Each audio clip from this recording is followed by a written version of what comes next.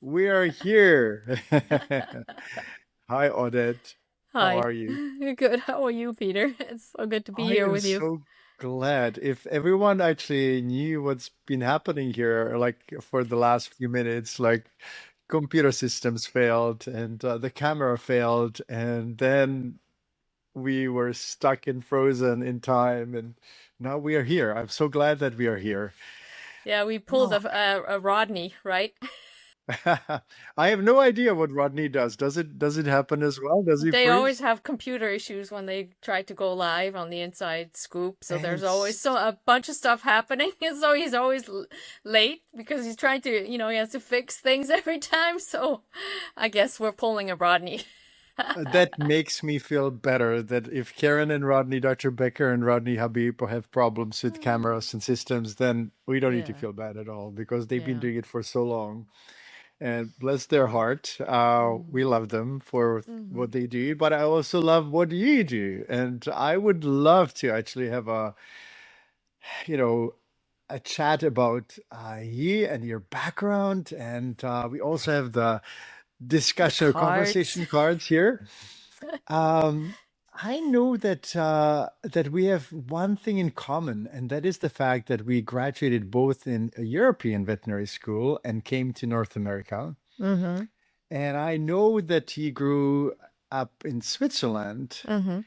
and you were trained in one of the Europe's top veterinary schools, and then you ended up in Chicago and calling yourself the Dr. Poop Lady. And I so, know, how right? can you tell me how can you tell me a little bit more about the journey? How did it Mm-hmm. actually begin? Yeah, so there were definitely a few detours. It was not straight. Yeah, so yeah, I went to vet school in Switzerland, and then, at the time I was very interested in working or being a horse, working with horses basically. That was my goal. I was total fanatic about horses, so that's all I wanted to do. And in Switzerland, there are not that many jobs with horses because it's a small country and the clinics, it was just hard to get a job. And so I ended up getting a job as an intern, like an internship in equine reproduction, which is not really anything I've ever wanted to do, but it just happened to be the only job in the horse field at the time. And so I did that for a year. And one of the people who did or veterinarians who did an externship during the time that I was there, he was talking to me about internships and residencies in the United States. And somehow it kind of got into my head and I started researching it, and I applied for an internship in the US because again I thought there would be a bigger chance for me to get a job here and learn some more, and so somehow I was taken by the hand by spirit and just dragged over here. It's like I couldn't stop, it's like you're in motion and you're standing next to yourself and you're watching yourself move and you don't know. Yeah, it was really interesting. Yeah. Did you have a similar experience coming to the US yourself? I mean, you seemed like you recognized it. I went to the Canadian realm. My general, and that's an interesting question. I want to focus on you, but I will answer it. I wanted to go the route of least regret. I too started with horses. I too was completely lost in equine medicine, and I thought I would never do anything else. Hmm. And then it happened. I moved to Canada and I worked. I took some time to get through the licensing process. It took me about 3 years Oh to God, yeah. learn English and right. It's not easy. And then I worked in a mixed practice, and then I ended up with cats and dogs, and then I just ended up with dogs. And so I Mm-hmm. knew that if I didn't try to go to Canada, I would regret. So I thought maybe I should try. There's always a way back, and I don't regret that I've done it, even though I went full circle, and now I spend a lot of time in the Czech Republic, which is my home and my heart home as well. How do you feel about Switzerland at this point? Well, at one point I had to go back because I didn't have a visa. It ran out, and well, that's another story. I had a job lined up in New York to take over someone's holistic equine practice, basically that was into being integrated into a bigger. conventional practice. And so I applied, obviously, for the job. I got the job, but then the licensing process took forever because New York State Board, Veterinary Board, doesn't meet very often. So took them 2 months just to even start reviewing my application. And so then I lost my visa in the meantime because obviously my visa was dependent on me working. And so I had to go back to Switzerland, and I absolutely hated it. I couldn't get out of there too fast enough. I had been here for like 15 years, and going back was like me going back into a foreign country. I mean, it was my home country, but I didn't recognize it on some level. I didn't, if I wanted to develop photos, I'm like, where do I do that? If I want to buy a hammer, where do I do that? Everything was just, yeah, I didn't like it. Everything was small and tight. I couldn't wait to get back here. That's so interesting. It's Yeah. I must say that I never expected to love it back in Europe as much as I do now. Mm, Mainly because it's so cozy and well organized and not messy mm, and safe. But I see benefits and I see positives on both sides. Uh, so, what was the moment when you realized that conventional medicine wasn't enough? Because you're an integrative vet. That's the term we use mm. now instead of holistic, because Yeah, holistic has I been so still, overused. yeah. But what was the moment you realized something had to change? That was actually even before I got into vet school. I already felt like there had to be more because I was riding at a barn and the horses were in their little box prison cells, basically. And I'm like, that can't be it. They need to be able to move, they need to be outside. So I started to do a little bit of Linda Tellington Jones stuff on the horse that I was, taking care of, and learned some other things.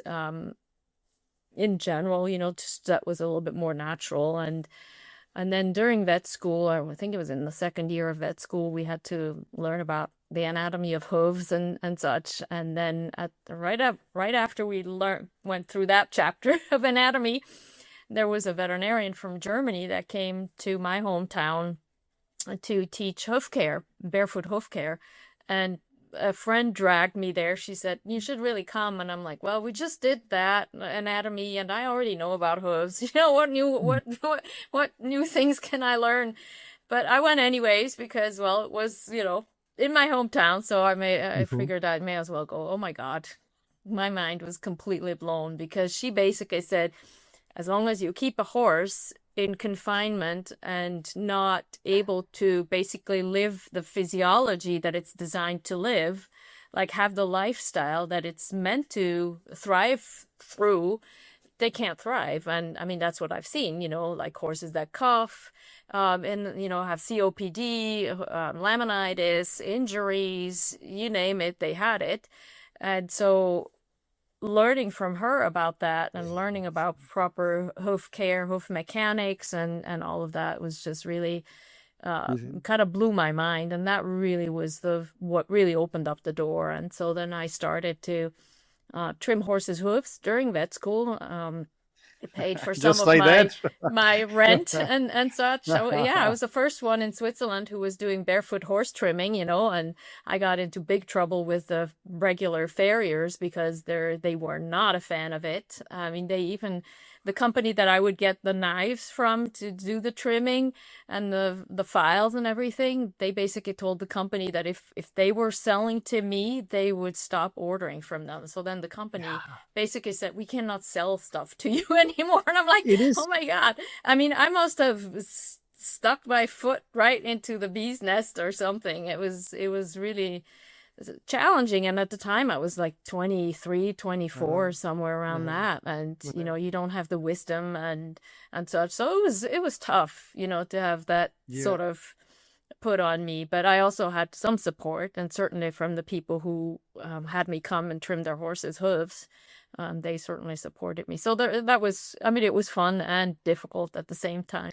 it's so crazy that you were describing the farrier situation, Mm. and this is still happening in medicine, right? Like Hmm.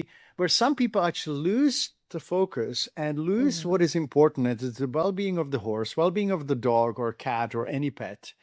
And they kind of like when you follow the money, it's about the business of the farrier. So then suddenly it becomes political, and it's really wild. And I can see how true you are to what you believe in, and that you're willing and able to detour or change direction when you see that it is actually not right for your patient. And that is actually really admirable.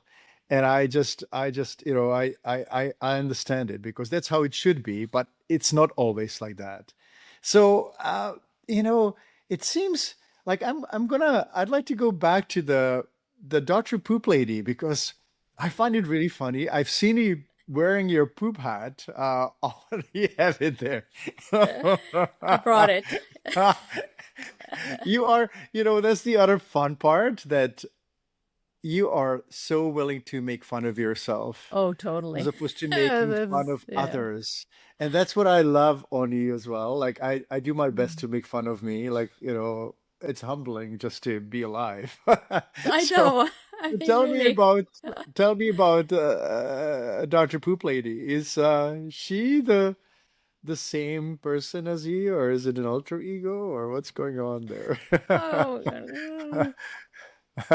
I don't think an alter ego. I think it's just it brings more of the playfulness into the forefront that I actually have naturally. So it just brings that out, and it also brings it out in other people because everybody laughs, everybody becomes more joyful and happy, and it.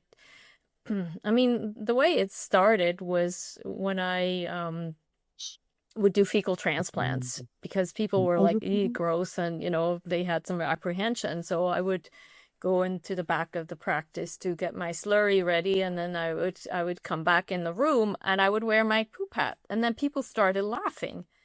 And as you know, that stimulates the parasympathetic nervous system, so it gets them out of the fight or flight stress and into Yes. parasympathetic mode, which is healing. And because our animals are so connected to us, it also affects the animals too, obviously. So as much as it was playful, meant to be playful and as a joke and all of that, there was also a therapeutic aspect to it, that is important. And the thing is, people see me walk around like that, they don't think about their problems right then and there. They're thinking, oh wow, funny. And then I came up with all kinds of other stuff. I found poop pants and, all sorts of toys. And then people send me things too because they know that I like this playful So stuff. So I they I would send me like things. to I would like to know, obviously you gave yourself this really fun name. And I Well, know that that you do wasn't me fecal actually. It was transplant. other people. It was other Okay, people so who I called thought it was started you. calling me that. No, no, no, no. No, I blame it on everybody else. I don't take responsibility for that.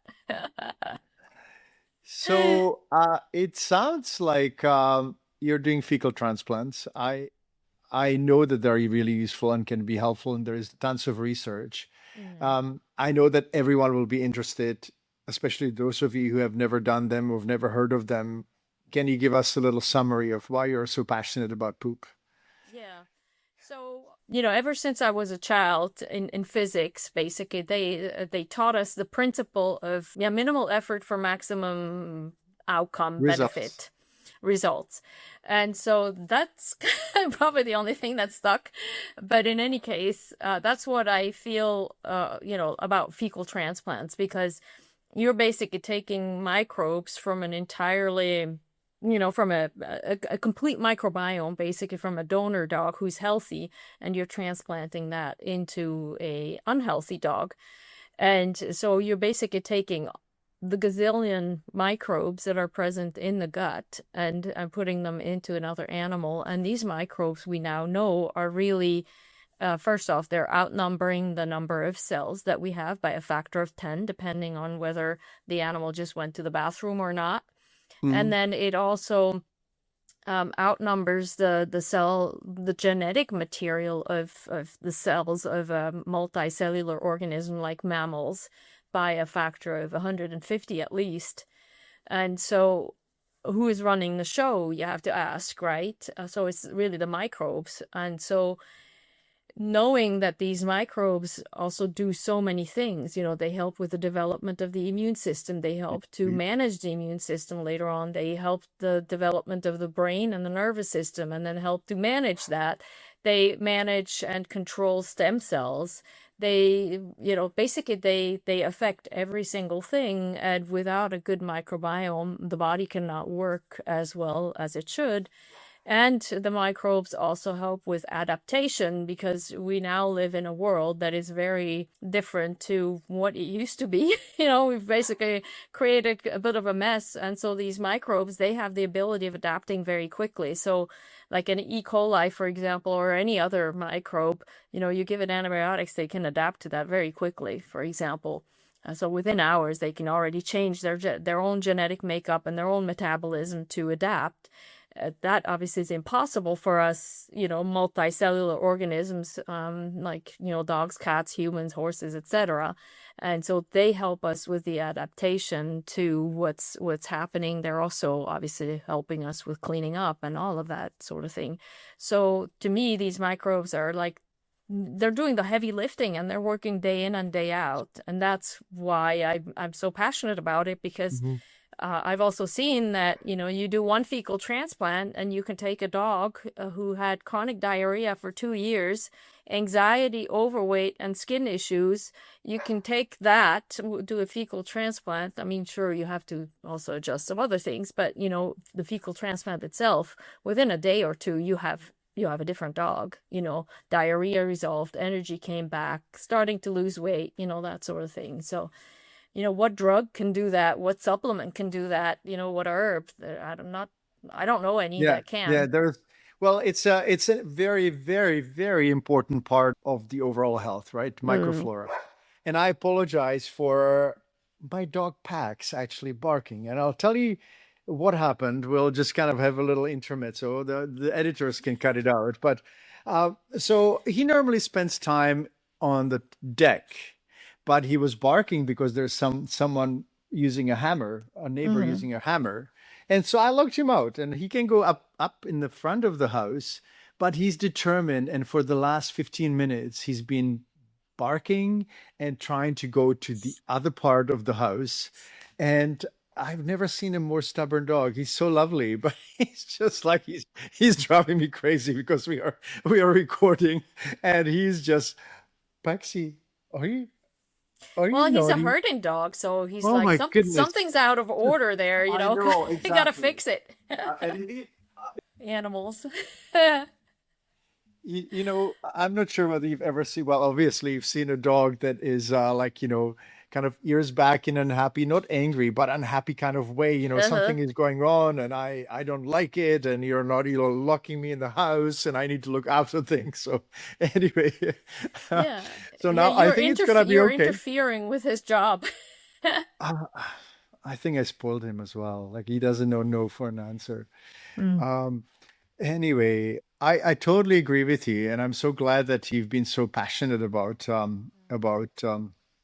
the importance of microbiome and the healthy gut and all that. But I also know I was kind of surprised. I was doing a little bit of research on your background and realized that you have masters in psychology as well. So that's like, yeah, I became a vet and then I'll just do a little bit of psychology. But I think that this is such a Mm. unique and such an important Mm-hmm. blend because Yeah. veterinary medicine is psychology in so many ways, right? Dealing with Mm. the emotions and the losses and the fear and all that. Like, how did you Mm-hmm. get to psychology? Well, I had even back in Switzerland, I started to go to someone who was, looking at more of the spiritual. It was kind of, I mean, you could call it therapy. I mean, just somebody to talk to, basically, who was helping me with, life things. I mean, and so it was kind of easy for me to continue that when I was here, because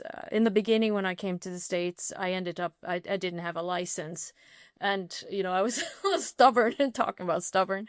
I'm like, I'm not getting my veterinary license. I'm not going through that whole ECFVG program thing that looks like Yeah. torture. I'm Yeah. already a veterinarian. What do these Americans think, right? Like they're better than veterinarians from Switzerland. So I kind of declined.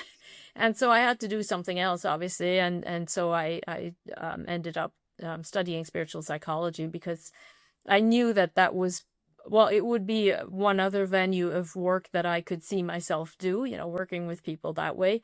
But obviously, I've been including that into my practice heavily, supporting people because we all, operate from a belief structure through patterns. We have lenses, that we Mhm. see the world through, and the animals are mirroring that. And so if I can see what patterns other people may be kind of coming from, I can help them recognize it a little bit better, so that they can then also start to make a bit of a shift. And because I personally have benefited greatly from that, getting to know how I operate and then not be so driven and controlled by my patterns. I mean, we always have patterns and we expand the knowledge of them, but because in the end you have to be able to separate yourself off from that a little bit because they're just patterns or belief systems. They're not who we are. And so I help people to kind of get a little untangled.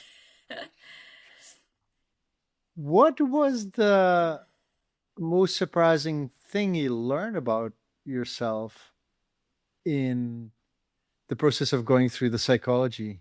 Yeah, I mean, what it definitely taught me is that, we all operate based on what we learn as a child, right? And maybe even past lives, if you even want to go there. I don't know, but in any case, at least as children, our environment, what we experience, our parents, they damage us in some way.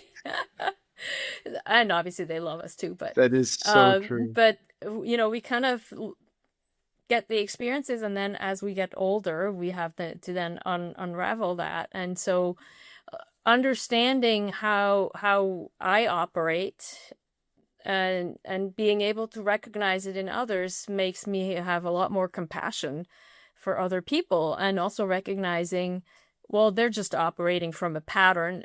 It's not really who they are, so I can kind of see past that. And for me, it's certainly a big part is I see the good in everybody. To me, nobody is bad. No animal is bad, no person is bad, nobody's is bad. We just are a product of our um, original environment, but at some point we also have to take responsibility for doing the work, so you cannot just go around and you know spew your patterns and belief systems everywhere, and your trauma. You also have to take responsibility that you can then make choices. And so the biggest thing I've learned was how can I learn to make better choices in Hmm. the moment and get better at it, because in the beginning you don't really know how. It's like a child learning to crow. You kind of run with your pattern, you create the drama, and then you go back and you're like, oh god, what I do. Right? And then you get better at recognizing things quickly, and then you can say, oh no, I'm not going there, let's step out of it again. So yeah, I guess It's more like that's observing the pattern, right? Observing yeah, the pattern yeah, of what's happening. yeah. And you still surprised me with the statement nobody is bad, because I actually used to believe that too. But then, people, I don't know, like Putin came on board, right? And maybe that's where it separates, because maybe they were not bad from the start, but life circumstances possibly made them Yeah. bad, and they don't have enough awareness to actually become good. Hmm. So they just kind of spiral into this Hmm. horrible cycle of dysfunction. And I rarely talk politics, but it's a really difficult thing for me to assume that no one is bad at the beginning. Sorry, like from the get go, Hmm. because maybe is it possible that it can be like a brain misfire, brain disease from the get go? Yeah, yeah. Um I That's would think possible so. too, right? Yeah, I would think so. I mean, I think that, some people, and it goes for animals too, if they had too much trauma, they have to somehow dissociate. And I mean, that's how you get like the narcissistic personalities, and like the Putins of the world, or the criminals that are very aggressive. I mean, again, I think that on a soul heart level, originally they were good, but they probably then never took responsibility, or never were able to actually look at things to then Yeah. turn around. And I do see people who they don't have the capacity to take responsibility, to change, or Mhm. at some level. So I think there's a lot on that. I often think of dogs that are angry or fearful or Mhm. aggressive. And I think that we need to separate the two things. And I'm curious to see what you think of it. My point of view is separating the functional ability, the function of the brain and the nervous system, and then the repatterning that happens as a result of life experiences and circumstances. So, is it possible that part of these individuals, whether it's humans or dogs or cats or whatever, were born already with the brain dysfunction, and then others are fine, but they are traumatized in life? And is there a difference how we would approach them, or is the first congenital inability to be functional, can it be addressed, or is it almost Yeah, I mean, I lost? don't know. I don't know. I mean, there's certainly people that I've seen where it's like there's no way they're gonna ever change what they do and how they do it. Because the thing is, it takes a lot of courage to do the deep work and really look at our stuff. I wouldn't say it's pleasant. Um, it gets We all easier. know it. It gets easier over time, because we've been around the block a few times, right? Um, but I don't know. I mean, I'm sure that there is probably some brains that just can't do it.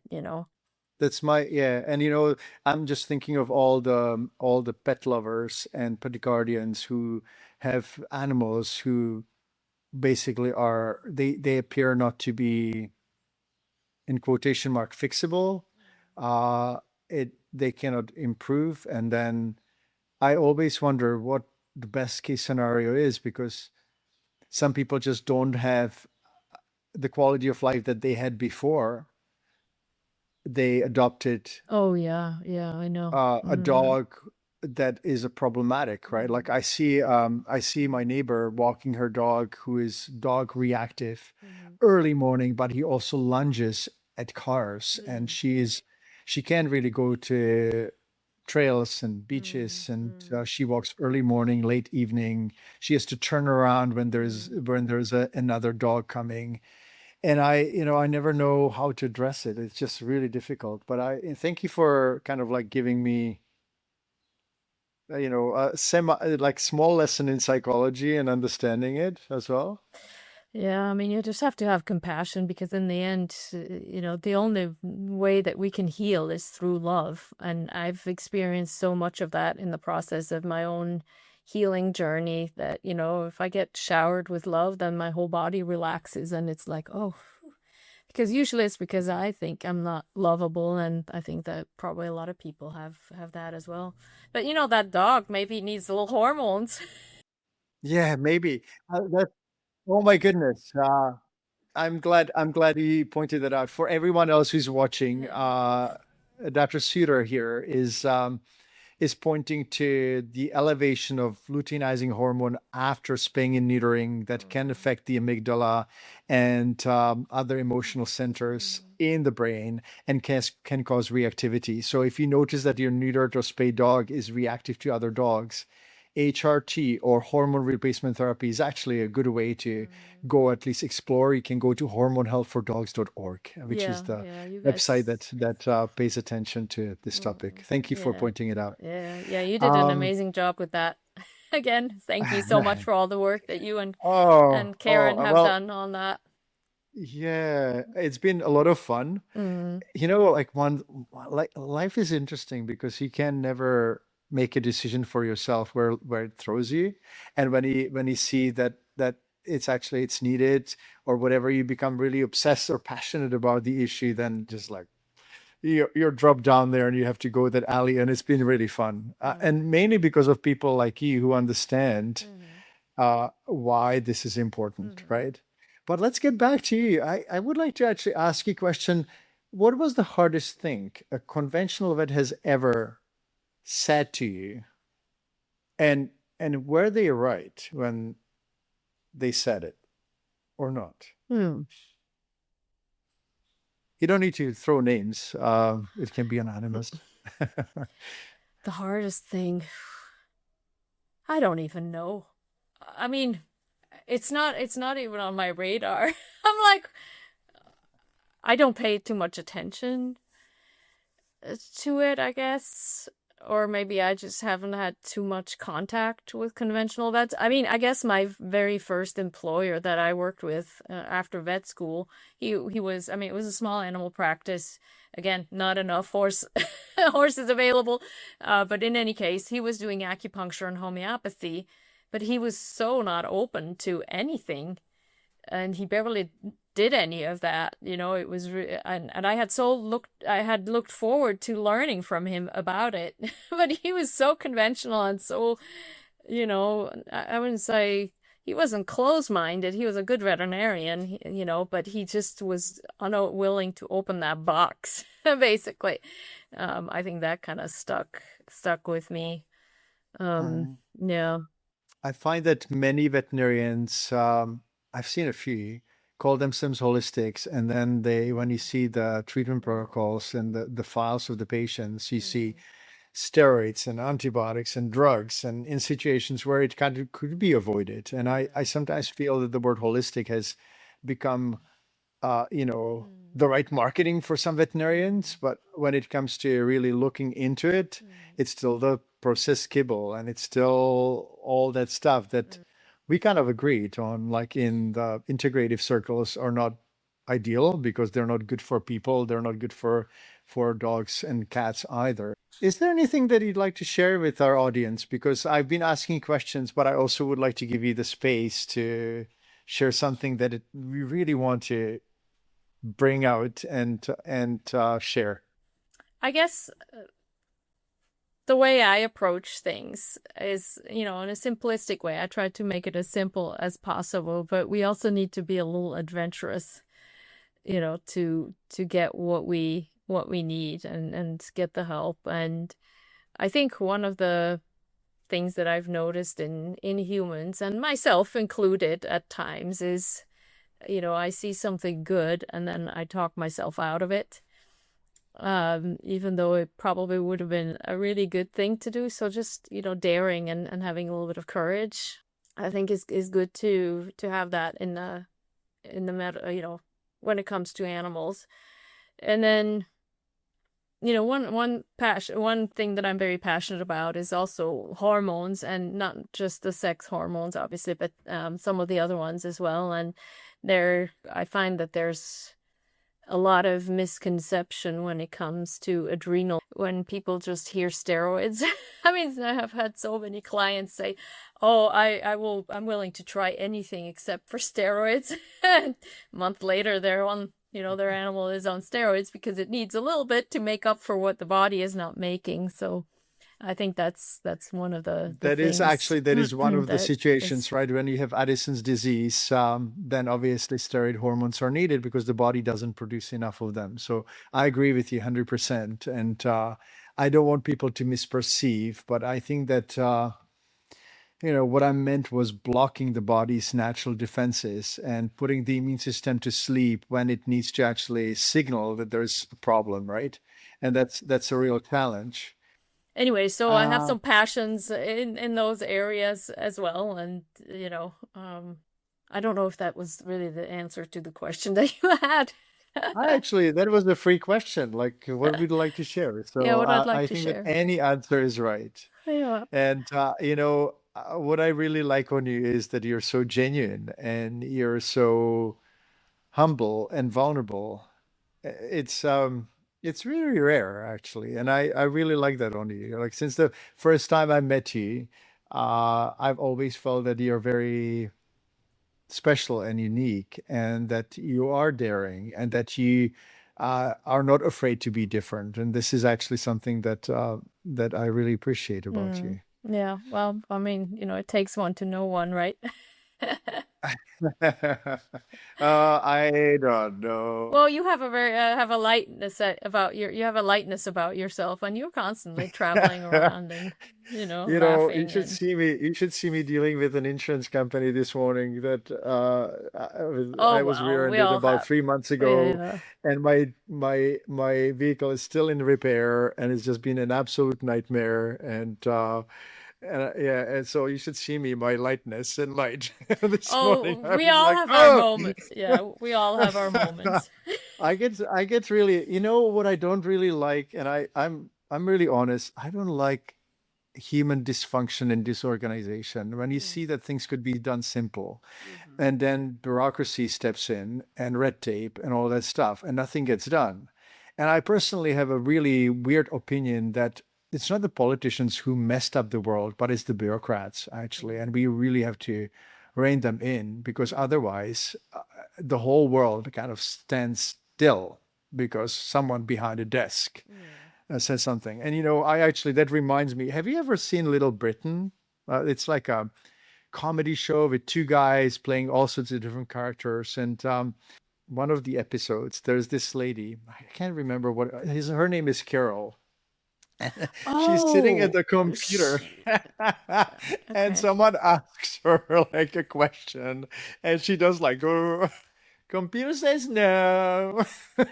So this is what I imagine all the bureaucrats being like that, right? Computer says no. And then there is this old guy coming to her, like she's a travel agent at that point.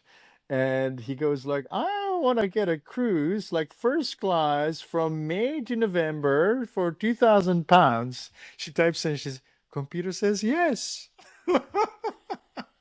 So everyone That's who funny. who's watching and listening, if you really want to laugh, just look up Little Britain. There's all Yeah, sorts of I'll have to different find fun that. stuff. I'll have to find Have you that. seen it, No, or have you I'm seen not it? familiar with it at Oh all. my No. goodness, Carol is just amazing. I think we should show her here if it's legal. Just a little screenshot of Little Britain.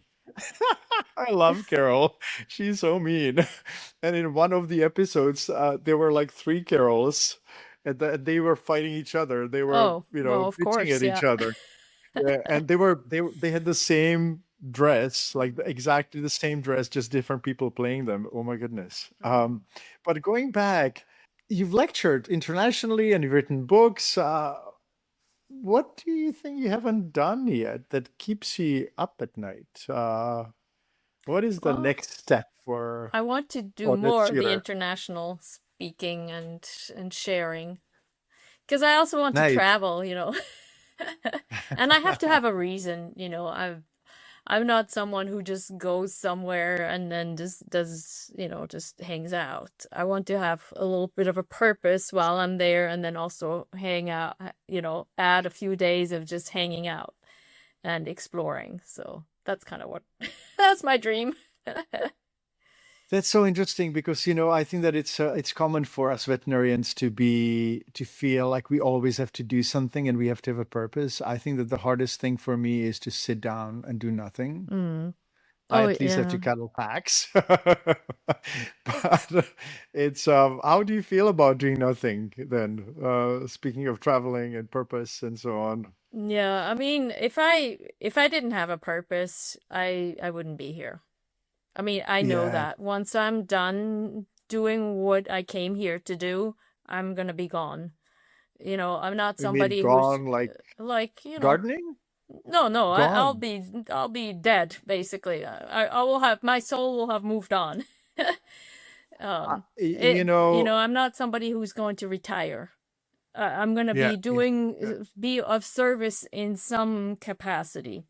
You know, Mhm. maybe less as I get older. I don't know, but um, I feel like we came from the same universal batch. I imagine that there's a cluster somewhere, and then it's kind of spits out like feces here and there. And I feel like we may be from the same spit out. Yeah, probably.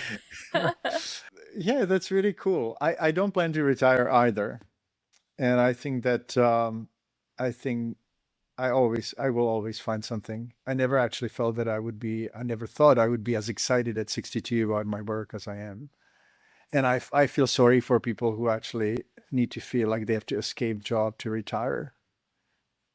But if they have, like, I don't hold it against them. I just feel sad because I think that life can be so much more about making a difference and Mm, having a purpose. Like, that's mm. why we came here, I think. Yeah. Well, I mean, everybody's Yeah. different. I mean, in vet school, I remember it made a huge impression on me. We had to go to a slaughterhouse, and there was a packaging guy who he was doing the same motion day in and day out, and they asked him if he wanted to switch position and do a little something different. No, he was doing this year in, year out. He was just doing the same Oh. thing. And I'm like, I guess that's what was for him, that's what worked for him. So everybody's is different that way. Well, different. Yeah, I guess we are different. Hmm. Yeah, that's right. Hmm. So are you ready for the Oh, yes. I've conversation been cards? waiting. I was gonna ask, when can we do the cards? But the thing is that they can be really, really hard sometimes. So Yeah, well, we'll I we'll give you an see. option to skip. Yeah. But I can also see that you're brave human being. I'm gonna shuffle them a little bit. You'll be able to say left or right hand, inner, outer, and we'll do few. Let's see where it takes us.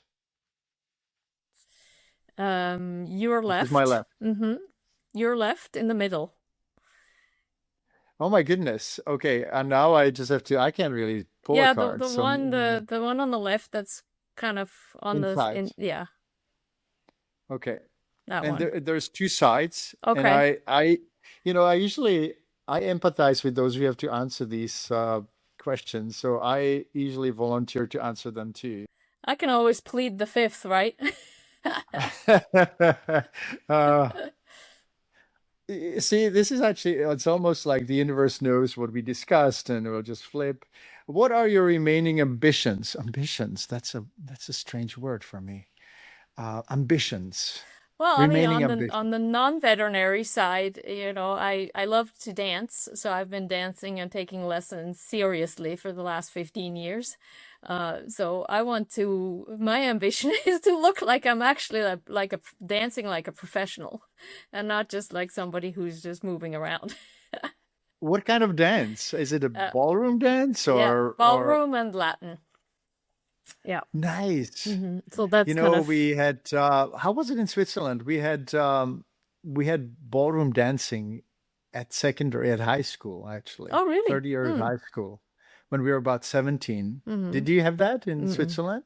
I No. know that you Mm. guys actually everyone learns how to shoot guns, right? As a protection of the Swiss land. Is it right or not? Well, I mean, the men who go into the military. Oh, the men, but Yeah. I mean, it's not a negative thing. I didn't mean it in No, negative no, no, no. connotation. See that but I have a Swiss friend, and all the kids actually know how to. We used to go to the shooting range, and he was telling me that it's normal for all the kids. So maybe it's not. Well, Maybe I've he was just I've making. never shot a gun, personally. Okay, So, he was just making it up. Maybe justifying his kids well, shooting maybe guns. maybe he was into that. I mean, some people have that as a hobby, right? Like But I aiming know and that this. shooting and. Yeah, I know that the Swiss people basically rose up against the Austrians, right? And that's how Switzerland happened to be originated. Yeah, yeah. I mean, they just kind of tried to fight everybody off. I think when Napoleon went to Russia or wherever he went, he said, well, on his way home, he will take in he will, grab Switzerland. Did not work out. Didn't happen. Yeah, yeah, yeah. Oh, so the remaining ambition is dancing. That's really Hmm. cool. Um, my remaining ambition, I'm gonna go outside of medicine as well, is actually to relearn to sing because I used to sing as a kid, And then when I became a teenager, I became really So, insecure and just stopped singing. But I love to follow all the talented singers on Spotify. And my listening age based on Spotify is 23 because I'm like a really like a teenager, like looking at new songs and oh, this is great. And so I really admire those people who can sing and sing from here. And whenever I sing, it feels like it just kind of contracts and I'm a little embarrassed. And yeah, so mm-hmm. anyway, Mm-hmm. hopefully I'll be able to sing you a song eventually. Okay, I'll Um, hold you to it. Should we put a date uh, on it? no, no. Well, just go do uh, it. just do it. Yeah. Nike knows how to just do it. I don't really know how to Well, maybe just do it. you take lessons. I used to take singing lessons, and the woman who was teaching, she calls her her teaching or her name of her business is vocal yoga. So she did a lot of training with others to also help to free the voice, breathe properly, and that sort of thing. So she did a lot of work that way. So I was lucky to be able to work with her for a little while. Mm. I mean, that was way back when. So I don't consider myself a singer at all, but it was just something I did at the time for I'll a think while. about it. I should do that. Hmm. So singing in the shower doesn't count. No, it does. I mean, I think in the end, it's whatever you enjoy, Doesn't it doesn't really matter, I But think. obviously it would be better if I had formal coaching. I agree with you, Well, it 100%. it can help if you feel contracted, maybe it would help to have someone help you with it. Maybe I need to see a vet psychologist. How about that? About it.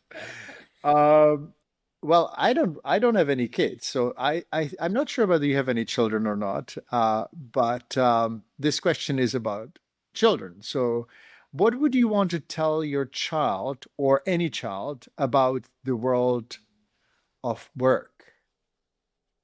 The world of work. Yeah. Yeah, I mean, I was very lucky to have had someone who really taught me some work ethic because, again, way back when I was into horses, the only way I could get riding lessons was to work for it because my parents weren't paying for it. We didn't have the kind of money to do that. And so I worked at a barn where I was really taught how to do hard work and how to be precise about things and how to pay attention and be observant. So that's certainly something that I would want to pass on to a younger person, so that they can develop that as well. And then I guess it's a very generalized question. I mean, it always depends on who you have in front of you. If you have someone who's already working hard, then you may say, you may need to also look at having a little bit of work-life balance. And somebody who's not really working hard, kind of see if you can figure out why they're not working hard, if it's just lacking passion or whatever it is, and then maybe help guide them into the direction where Mm. they can feel more fulfilled and find more purpose, type of thing. It's I like that you take it and you kind of make it better and make the question better actually because it is true that it really depends. It's very subjective. What I would like to say anyone, including a child, just do something that makes you forget about time and you do it, and that's the right job. Because if you're thinking about the end of the day and how you can go home and from work, that's actually the wrong job. And I'm hoping that in the age of AI, the wrong jobs will be kind of like looked after by the AI and robots, and that we'll be able to do something more meaningful. Personally, I love to connect with people, dog lovers, dogs. If I lose the communication channel, it just like I get very unhappy very fast if I don't have connection with others. So that's why I actually love conversing with you. Yeah, yeah, And same here. yeah, Yeah. yeah. So are But I we ready think, for another card? yeah, Uh-huh. Go ahead. maybe one more thing to this is Yeah. also, as much as obviously we don't want to have to look at the clock, I think the reality is that every job also comes with things that are not the most pleasant to do. I mean, at least as a veterinarian, I know it's like all the paperwork I have to do and that sort of Uh, thing. It's not really my favorite. So I guess, it's nothing is always ever completely only positive, I guess, is how what I about would add. 80% or 80, 70, 80% of that we should Yeah, love, right? Like of yeah, course we have to do accounting and bookkeeping and yeah, dealing with things, right? yeah. Life. I know, right? Uh, Yeah. um, do you still live in Chicago, by the way? Yeah, I still live in the Chicago area. Yeah, How is the weather these days? yeah, spring is coming. So that's Nice. good. Yay. Nice. Yeah. We had major floods here, so it's been Mm. like I've never seen so much water in my life, actually. Mm. It's been You're just in absolutely Hawaii amazing. still? Yeah, yeah, we've had Mm. floods here, Mm. and it's been very, very difficult, actually. Mm. Yeah, I'm A lot sure. of like Maui's most people imagine that it's paradise, but it's a very obviously volcanic place, but also place of upheavals, ups and downs, right? Like, the whole environment being in the middle of the ocean, like being hammered by storms and rain and winds and everything. It challenges people. And Mm. then the tourists usually decide not to come, so the island kind of suffers on many Mm. levels, right?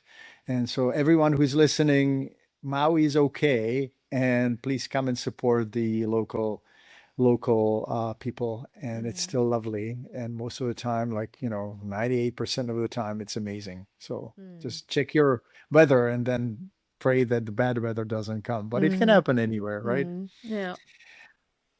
So let's All shuffle right. again. Yes, let's shuffle.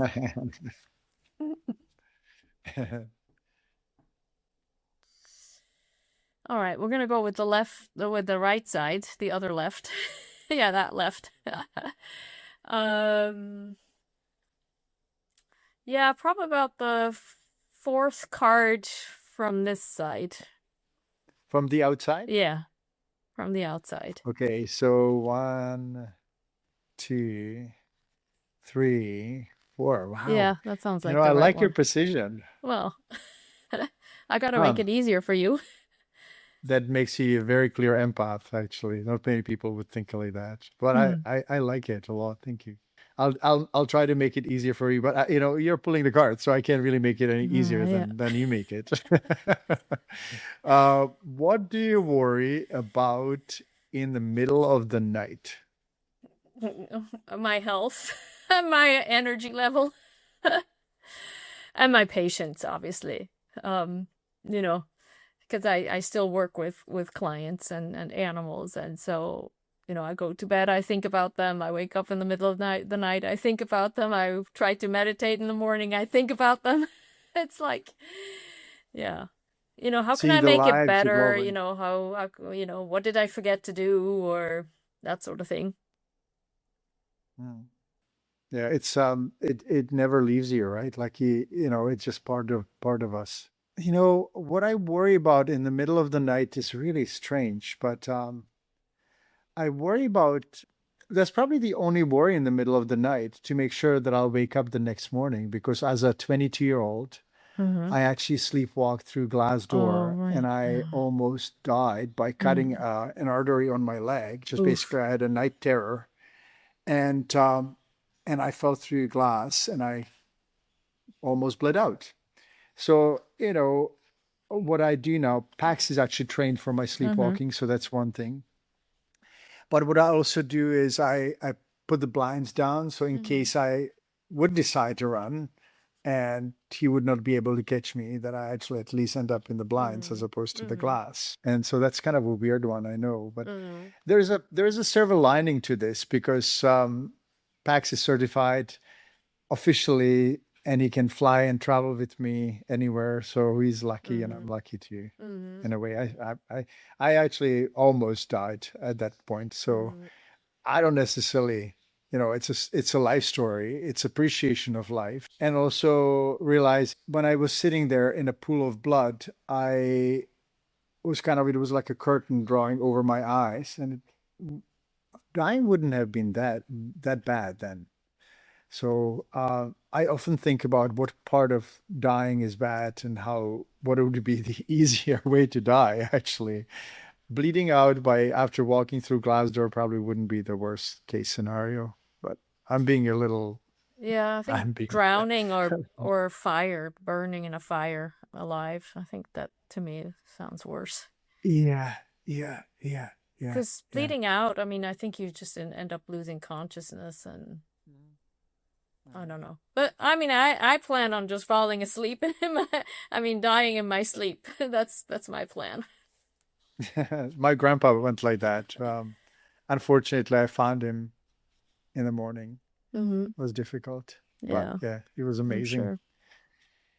Um, the second side of the card, which of your friends do you envy the most? That's kind of a weird question.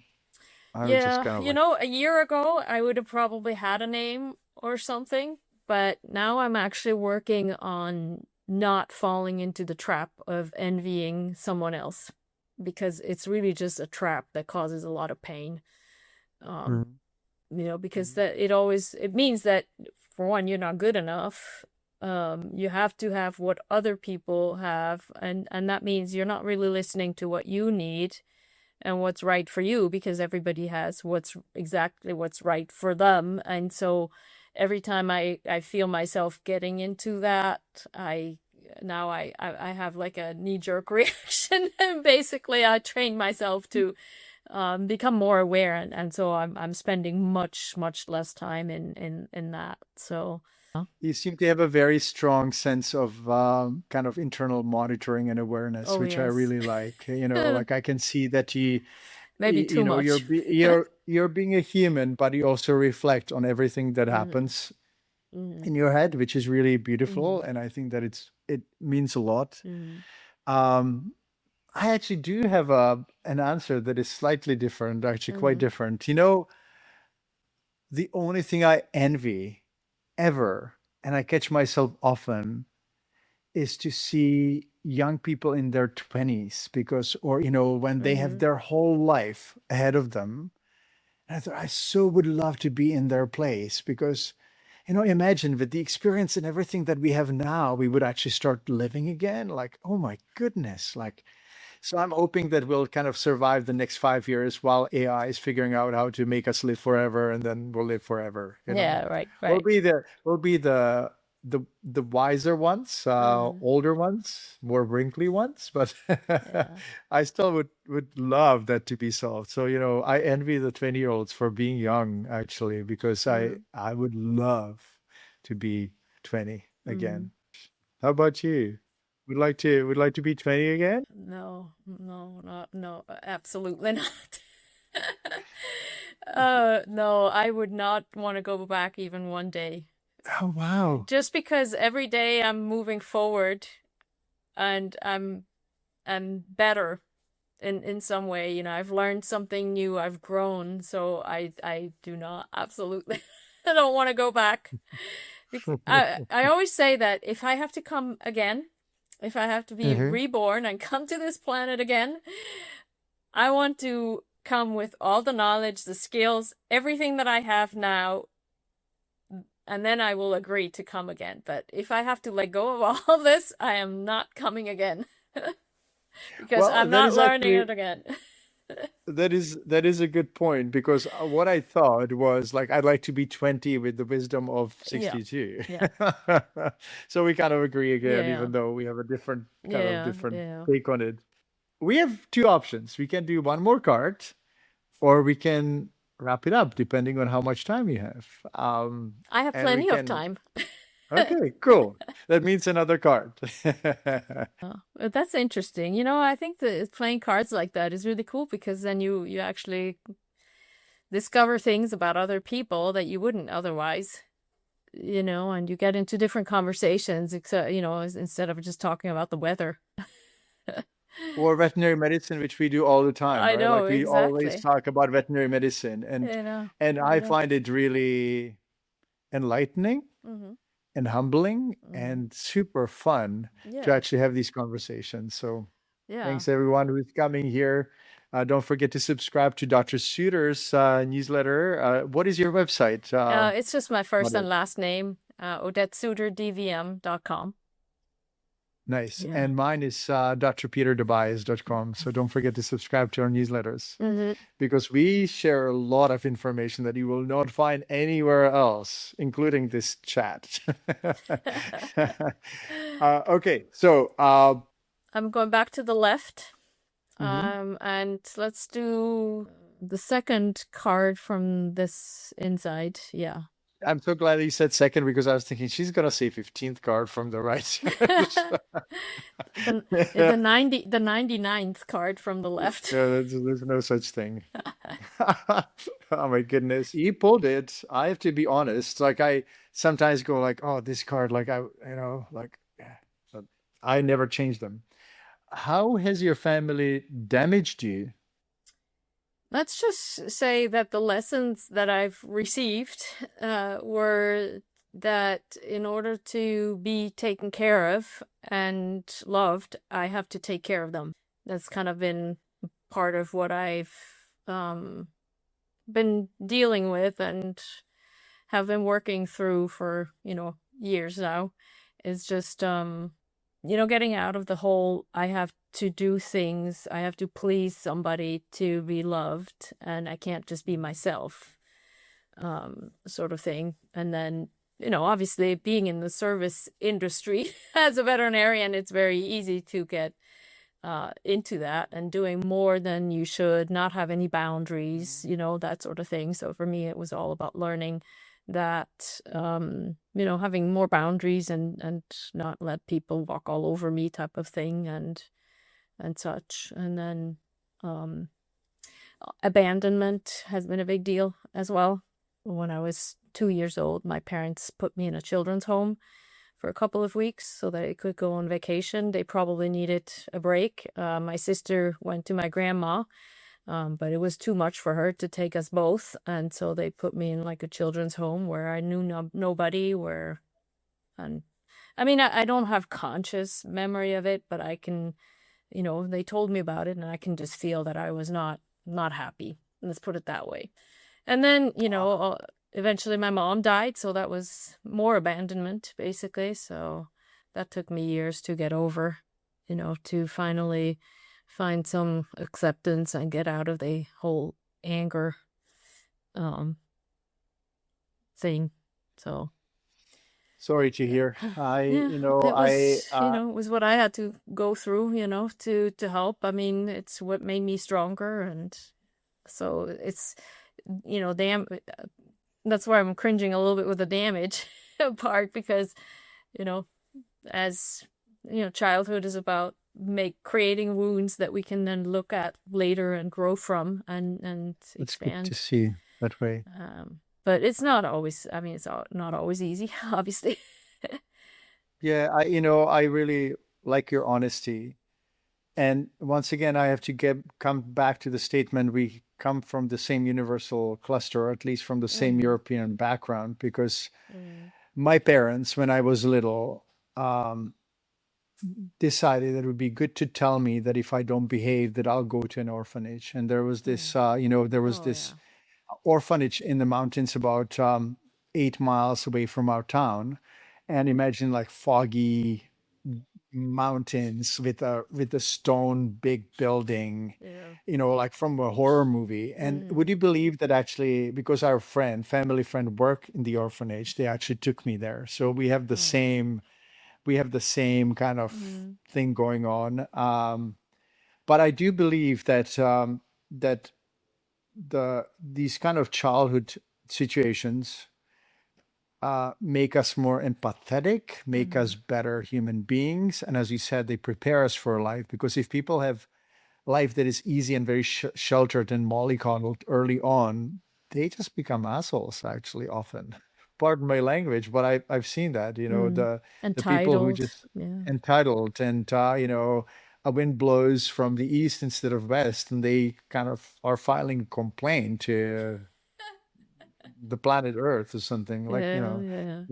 it's bizarre. So yeah, Mm-hmm. I empathize and I have a lot of Mm. understanding of that Yeah. with you. Yeah. Yeah, I mean, I think our in the end parents. we all have, we all have wounds that were inflicted, Yeah, at some in yeah. some ways. And it's So, more like learning to live with them as opposed to just trying to push them away, right? mm, Like I think that some of it, like it can be neutralized, it can be forgiven, but it can never be totally like the scar can never be a mm, complete whole skin again, right? Like, mm, I have a scar from running through the glass door and I know that it will never disappear. mm, How important mm. is it still to impress your parents? Well, that's the second side of the Yeah, of card. course, it's the flip side. Um, how important? Well, I mean, I only have my dad now, so it's different. We have a really good relationship, very easy, very loving relationship. So I don't know that I really have a big need to impress him anymore, but certainly when it comes to health things and such, it's like he doesn't really see how much I have to contribute. So I don't know how much he really knows me, Um, on some level. um, Well, I mean, um, he lives in um, Switzerland, so it's not like I see him all the time. So it's not like he's really a big part of my daily life where he could see what it is that I physically, you know, do. So, yeah. um, How about you? Are your parents around still? My parents died 2003 and 2023. Mm, My dad died of prostate cancer. My mom died of old age dementia slash old age. I don't try to impress them anymore, but I had a phase when I did, especially my father, because when I decided to go to vet school, I kind of went to vet school against his will. mm. He was a veterinarian, Oh. and he kind of like damaged us all because he told my brother, who was not academically strong, that he would be a good veterinarian and he could never get to vet school. He told me that I should go to architecture because I would be a good architect, but I wanted to go to vet school. So he basically suggested that I would not be a good vet. And that probably made me become even better vet. Mm, But he also, in 1968, when the Russians came to Czechoslovakia, he wanted to take us and move to Canada. And somehow our grandmother convinced us not to go, and he always regretted that. So just because I had a complicated, challenging relationship with him, for some time, I tried to live his life basically in front of him because mm, he was not exactly the most loving father in many mm, ways. And so there was a period when I just wanted to say, "Hey, I'll show you your mm, life," mm, because he told me I can't do that. I can, and I can do it mm, even better. mm, And so that was not necessarily the most functional way to exist, and I'm not that way anymore. I have a mm, lot of empathy towards mm, someone who lost his life to Russian occupation and communist regime and all that stuff. And mm, so not an easy life. mm. I'm grateful that I think that everything has its purpose. I don't regret Mm. anything. Yeah, no, I don't live with regret either, thankfully. That's good. I'm happy that you're That's good. That's that way good. too. Yeah, yeah. Well, I hope we're gonna see each other somewhere sometimes in the future. Mm-hmm. And I hope so too. and Because we've never met in person. no, no, no, and I think it'd be so much fun. So Yeah. if you come to Prague or anywhere I Mm-hmm. happen to be, just let me know. Or maybe at a conference. You never Mm-hmm. know. Yeah, Maui. Um, Maui, Maui, yeah, Maui. Mudslides and flash flats and yeah, all that. Hopefully Uh-huh. it's gonna be gone soon. Uh-huh. Um, Thank you so much for being Yeah. here. Thank you for opening yourself up to me and everyone, our community, For those of you, again, if you want to check Dr. Suter's website at Dr. Odette Suter, SUTER, DVM.com. And if you want to check my website, it's Dr. DrPeterDobis.com. It's got to be here somewhere.